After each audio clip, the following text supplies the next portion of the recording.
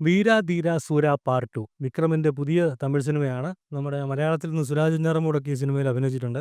Cinema കണ്ട ഒരു experience പറയുവാണെന്നുണ്ടെങ്കിൽ എങ്ങനെ ഉണ്ടെന്ന് ചോദിച്ചു കഴിഞ്ഞാൽ കൊള്ളാം. നല്ല മൂവിയാണ്. ഒരു ഗുഡ് മൂവി എന്ന് വേണമെങ്കിൽ പറയാം. ഒരു തീരെ മോശം മൂവിയൊന്നുമല്ല. ആദ്യത്തെ ഭാഗമൊക്കെ വരുമ്പോഴത്തേക്ക് കുറച്ച് ചില ഭാഗങ്ങളൊക്കെ കാണുമ്പോഴേ വലിച്ചു നീട്ടുന്ന ലാഗി ഫീലൊക്കെ തോന്നും. പക്ഷേ എത്രയൊക്കെ ലാഗി ഫീൽ ഉണ്ടെന്നുണ്ടെങ്കിലും അവസാനം വരുമ്പം ക്ലൈമാക്സിലേക്ക് വരുമ്പം ശരിക്ക് പിടിച്ചിരുത്തി ഈ സിനിമ. ഇതൊരു ആക്ഷൻ മൂവിയാണെന്നാണ് പറയുന്നത്. പക്ഷേ വലിയ രീതിയിലൊരു ആക്ഷനൊന്നും ആദ്യമൊന്നും കാണാൻ പറ്റത്തില്ല. പക്ഷേ അവസാനം ക്ലൈമാക്സിലേക്ക് വരുമ്പം എൻ്റെ പൊന്നടാവേ ഒരു ഒമ്മാതിരി ഒരു ആക്ഷൻ ഉണ്ട്. വിക്രമൊക്കെ ആദ്യമൊക്കെ ഭയങ്കര സൈലൻ്റ് ആയിരിക്കും. ആദ്യം എന്നെക്കൊണ്ടൊന്നും വയ്യ, ഞാൻ ഒന്നിനും ഇല്ല, എനിക്ക് പ്രായമായി, എനിക്ക് ഒന്നിനും വയ്യായേ എന്നും പറഞ്ഞുകൊണ്ട് ഇങ്ങനെ ഇരിക്കും.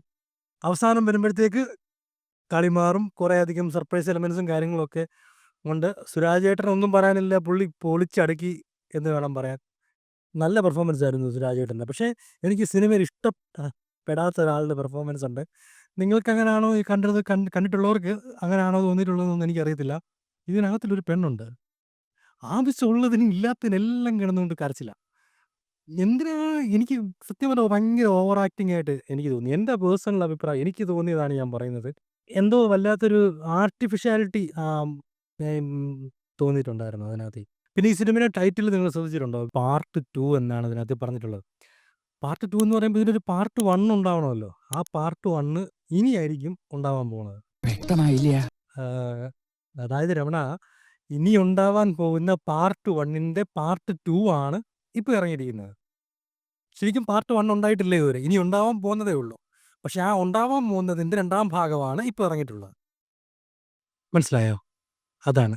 സിനിമയെക്കുറിച്ച് കൂടുതലായിട്ട് പറയുവാണെന്നുണ്ടെങ്കിൽ ഇത് ഒരു രാത്രിയില് നടന്നിട്ടുള്ള കുറച്ച് സംഭവ വികാസങ്ങളാണ് ഈ ഒരു സിനിമയിൽ കൂടുതലായിട്ടും കൊടുത്തിട്ടുള്ളത്. പല കാര്യങ്ങളും എനിക്ക് പേഴ്സണലി ഫീൽ ചെയ്തതാണ് കേട്ടോ.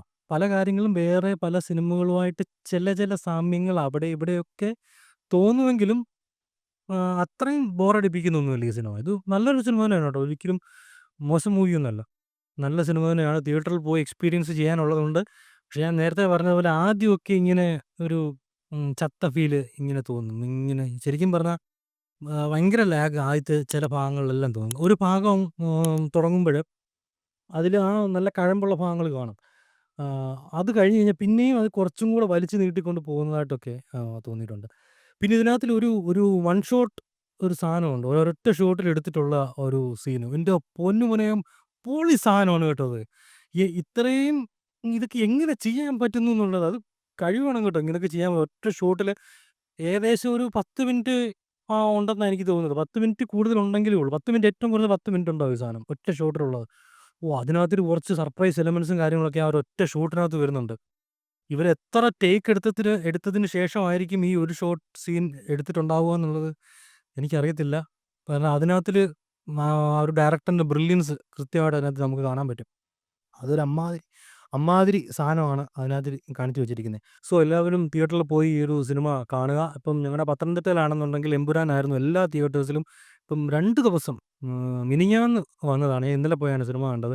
മിനിഞ്ഞാന്ന് വന്നതേ ഉള്ളൂ. 2 ദിവസമായതേ ഉള്ളൂ ഈ ഒരു സിനിമ പത്തനംതിട്ടയിൽ വന്നിട്ട്. ബാക്കിയുള്ളിടത്തൊക്കെ എങ്ങനെയാണ് എന്നുള്ളത് എനിക്ക് അറിയത്തില്ല.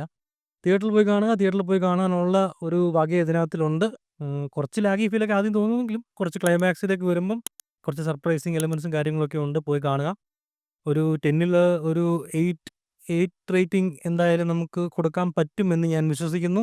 അതുകൊണ്ട് നിങ്ങളെല്ലാവരും പോയി തിയേറ്ററിൽ പോയി സിനിമ കാണുക എന്നുള്ള കാര്യം ഓർപ്പിച്ചുകൊണ്ട് നമുക്ക് അടുത്തൊരു വീഡിയോയിൽ കാണാം. Okay, by.